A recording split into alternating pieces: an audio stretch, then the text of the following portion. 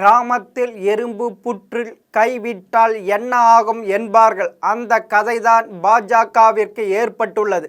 பாராளுமன்றத்தில் அரசியலமைப்பின் 75 ஆண்டை ஒட்டி விவாதம் நடந்தது. அப்போது உள்துறை அமைச்சர் அமித்ஷா விட்ட வார்த்தை பேரிடையாக அமைந்தது. இதனால் ஒரு சமூக ஓட்டை பாஜக இழக்க வேண்டிய கட்டாயம் ஏற்பட்டுள்ளது. இதனால் பாஜகவின் வெற்றி பாதிப்பு அடையுமா என்பதை பார்ப்போமா வாருங்கள். கற்பி ஒன்று சேர் புரட்சி செய் என்ற தாரக மந்திரத்தை முன்மொழிந்தார்.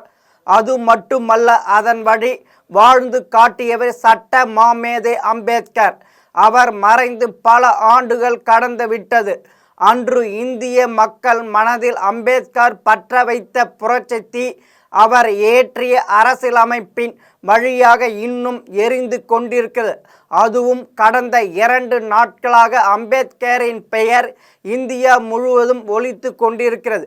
பாராளுமன்றத்தில் அமித்ஷா சொன்ன கருத்தும் அதற்கு எதிர்க்கட்சிகளும் தலித் அமைப்புகளும் பதிவிட்டு வரும் கண்டனங்களும் தேசிய அரசியலில் அனலை கிளப்பியிருக்கின்றன.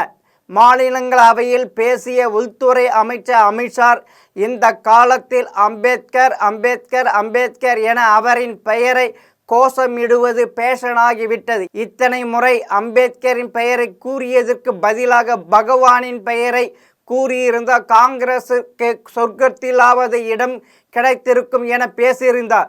இந்த கருத்து பெரும் சர்ச்சையை கிளப்பி இருக்கிறது. அதோடு அமித்ஷாவுக்கு எதிராக கொந்தளித்தன இந்திய கூட்டணி கட்சிகள். மக்களவை எதிர்க்கட்சி தலைவர் ராகுல் அம்பேத்கரின் கருத்தையும் அரசியல் அமைப்பையும் ஒழிக்க நினைப்பவர் இப்படிதான் பேசுவார்கள். மனு தர்மத்தின் மீது நம்பிக்கை கொண்டவர்கள் அம்பேத்கர் பிரச்சனையாக தான் தெரிவார் என்றார். மாநிலங்களவையில் எதிர்க்கட்சி தலைவர் மல்லிகார்ஜுன கார்கே அம்பேத்கர் அனைவருக்குமான தலைவர், அதனால் அமித்ஷா மன்னிப்பு கேட்க வேண்டும். மோடிக்கு அரசியல் சாசனத்தின் மீது மரியாதை இருந்த அமித்ஷாவை பதவி நீக்கம் செய்ய வேண்டும். இல்லை எனில் அம்பேத்கருக்காக உயிரை கொடுக்க தயாராக இருப்பவர்கள் ஏளனம் என்பதை பாஜக புரிந்து கொள்ள வேண்டும் என்றார். தமிழக முதல்வர் ஸ்டாலின் அதிக பாவங்கள் செய்பவர்கள்தான் புண்ணியத்தை பற்றி கவலைப்பட வேண்டும். நாட்டை பற்றியும் மக்களை பற்றியும் அரசியல் சட்டத்தின் பாதுகாப்பு பற்றியும் கவலைப்படுவோர் புரட்சியாளர் அம்பேத்கர் பெயரை தான் சொல்லுவார்கள், சொல்ல வேண்டும். தனது எக்ஸ் தளத்தில் பதிவிட்டிருந்தார். இப்படி ஸ்டாலின் சொல்ல தகுதி இருக்க இவரது ஆட்சியில் உள்ள பல அமைச்சர்கள் எஸ்சி தானே என்று சொல்லி கிண்டல் அடிக்கின்றனர். அதோடு கடலூரில் திரௌபதி அம்மன் கோயில் தலித்துக்கள் நுழைய முடியாமல் தடுக்கிறது. அதற்கான எதிராக சமூகம். அதோடு தலித்துகள் வசிக்கும் வேங்கவயலில் குடிநீர் தொட்டியில் மலத்தை கலந்தவனை இன்னும் கண்டுபிடிக்காமல் பாஷா காட்டுகிறது. அப்படி குற்றவாளி யார் என சொன்னால் அந்த சமூகத்தின் வாக்குகள் இழக்க வேண்டியிருக்கும். இப்படி ஸ்டாலின் ஆட்சியில் தலித்துக்கள் எதிரான கொடுமைகள் அதிகரித்து கொண்டே செல்கிறது. அப்படி இருக்க பாஜகவை குறை சொல்ல ஸ்டாலினுக்கு எந்த அருகதி இருக்கு? கர்நாடக முதல்வர் சீதாராமையோ டாக்டர் அம்பேத்கர் பிறந்திருக்காவிட்டால் நான் முதலமைச்சர் ஆகியிருக்க முடியாது. மாடு மெய்த்திருப்பை மல்லிகார்ஜுன கார்கே காங்கிரஸ் தலைவர் ஆகியிருக்க முடியாது. ஆலையில் வேலை பார்த்து கொண்டிருப்பார் அமித்ஷா உள்துறை அமைச்சர் ஆகியிருக்க முடியாது. ஊரில் காய்லான் கடை நடத்தி இருப்பீர்கள். மோடி இன்னும் ரயில் நிலையத்தில் டீ விற்று கொண்டிருப்பார் என்று குறிப்பிட்டிருக்கிறார். ராஷ்டிரிய ஜனதா தள கட்சியின் தலைவர் லல்லு பிரசாத் யாதவ் அமித்ஷாவுக்கு மனநலம் பாதிக்கப்பட்டு அவர் உடனடியாக அரசியலிருந்து விலக வேண்டும் என்றார். திரிணாமுல் காங்கிரஸ், உத்தவ், சிவசேனா, சமாஜ்வாடி உள்ளிட்ட கட்சிகளும் பாஜக எதிராக கடுமையான எதிர்ப்பை பதிவு செய்திருக்கின்றன. காங்கிரஸ், திமுக, விசிக உள்ளிட்ட கட்சிகள் அமித்ஷா பதவி விலக கோரி போராட்டத்தை நடத்துகின்றன. பாராளுமன்ற வளாகத்தில் எதிர்க்கட்சிகள் எம்பிகள் அமித்ஷா பதவி விலக வேண்டும் என்று போராட்டம் நடத்தி வருகிறார்கள். இந்த போராட்டத்தில் ஆளுங்கட்சி எம்பிக்கள் எதிர்க்கட்சி எம்பிக்கள் இடையே தள்ளுமுள்ளு ஏற்பட்டது. இதில் 2 பாஜக எம்பிக்களை ராகுல் தள்ளிவிட்டதால் காயம் ஏற்பட்டுகிறது என பாஜக குற்றம் சாட்டினார்கள். அதேபோல் என்னை தாக்கிய பாஜக எம்பிக்கள் மீது நடவடிக்கை எடுக்க வேண்டும் என்று மக்களவை சபாநாயகரிடம் புகார் அளித்திருக்கிறார் மல்லிகார்ஜுன கார்கே. இதுவரை பாராளுமன்றத்திலோ பொதுவெளியிலோ தாங்கள் பேசிய கருத்துக்கள் சர்ச்சையாகும் பட்சத்தில் தங்களுக்கு எதிராக பெரும் குற்றச்சாட்டுகள் குறித்து பிரதமரோ உள்துறை அமைச்சரோ அதற்கு வருத்தமோ விளக்கமோ தெரிவித்ததில்லை. ஆனால் இம்முறை சர்ச்சையை கிளப்பிய அமித்ஷாவுக்கு முன்பாக பதறியடித்து கொண்டு விளக்கம் அளித்திருக்கிறார் பிரதமர் மோடி. டாக்டர் அம்பேத்கரை நாங்கள் முழுமையாக மதிக்கிறோம். நாங்கள் இந்த நிலையில் இருப்பதற்கு அவர்தான் காரணம். அம்பேத்கரின் கனவுகளை நிறைவேற்ற கடந்த 10 ஆண்டுகளாக பாஜக பணியாற்றி வருகிறது. ஆனால் அம்பேத்கரை காங்கிரஸ் அவமதித்ததை நாட்டு மக்கள் நன்றாக உணர்ந்திருக்கிறார்கள். அதை மறைக்கவே காங்கிரஸ் தற்போது முயற்சி செய்கிறது. அம்பேத்கரை 2 முறை தேர்தலில் தோற்கடித்தது காங்கிரஸ் தான். அவருக்கு பாரத ரத்னா விருது வழங்காததும் காங்கிரஸ் அரசுதான் என்று எக்ஸ் தளத்தில் பதிவிட்டிருக்கிறார் மோடி. அமித்ஷாவோ காங்கிரஸ் உண்மையை திரித்து வெளியிட்டு வருவதை கடுமையாக கண்டிக்கிறேன். அம்பேத்கரை எதிர்த்து வந்த காங்கிரஸ் கட்சிதான் தேர்தல் சமயத்தில் எனது கருத்தை ஏஐ மூலம் திரித்து வெளியிட்டேன். நான் பேசியதன் ஒரு பகுதியை மட்டும் வைத்து கொண்டு திரித்து வெளியிடுகின்றனர்.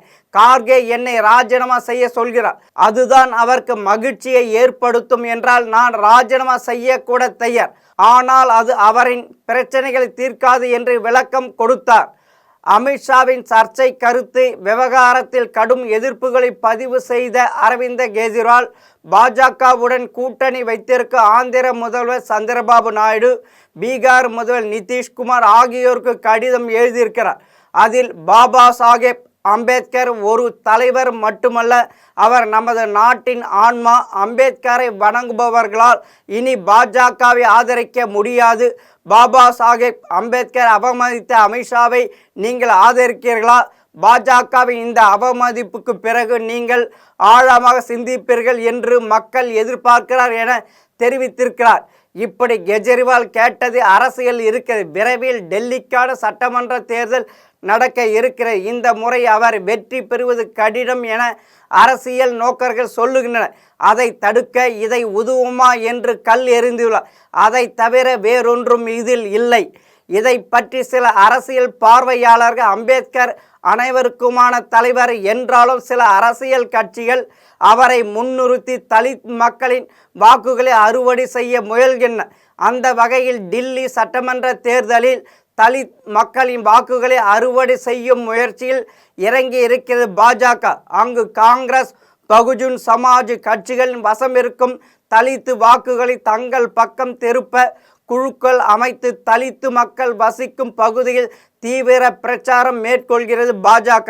அரசியல் சாசன தினமான நவம்பர் 26 இரவு முழுவதும் அந்த வகையில் டில்லி சட்டமன்ற தேர்தலில் தலித்து மக்களின் வாக்குகளை அறுவடை செய்யும் முயற்சியில் இறங்கி இருக்கிறது பாஜக. அங்கு காங்கிரஸ், பகுஜன் சமாஜ் கட்சிகளின் வசம் இருக்கும் தலித் வாக்குகளை தங்கள் பக்கம் திருப்ப குழுக்கள் அமைத்து தலித்து மக்கள் வசிக்கும் பகுதிகளில் தீவிர பிரச்சாரம் மேற்கொள்கிறது பாஜக.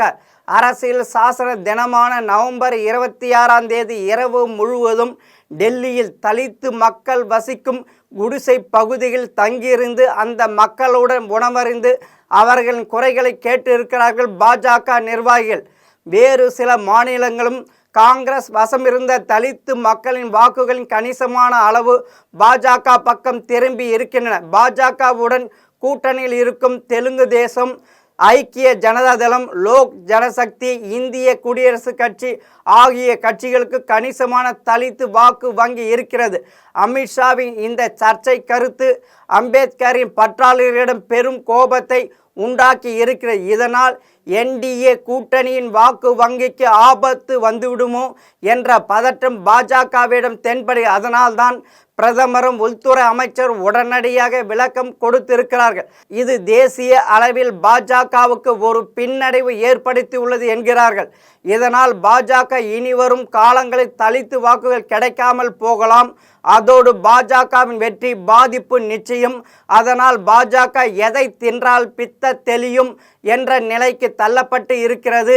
அமித்ஷா பேச்சால் தலித்து வாக்குகள் பாஜக கிடைக்குமா கிடைக்காதா என்பது பிப்ரவரியில் நடக்கும் டில்லி சட்டமன்ற தேர்தலில் வெளிச்சத்திற்கு வந்துவிடும். அதுவரை பொறுத்திருப்போம். மீண்டும் இன்னொரு தகவலோடு சந்திக்கிறேன். வணக்கம்.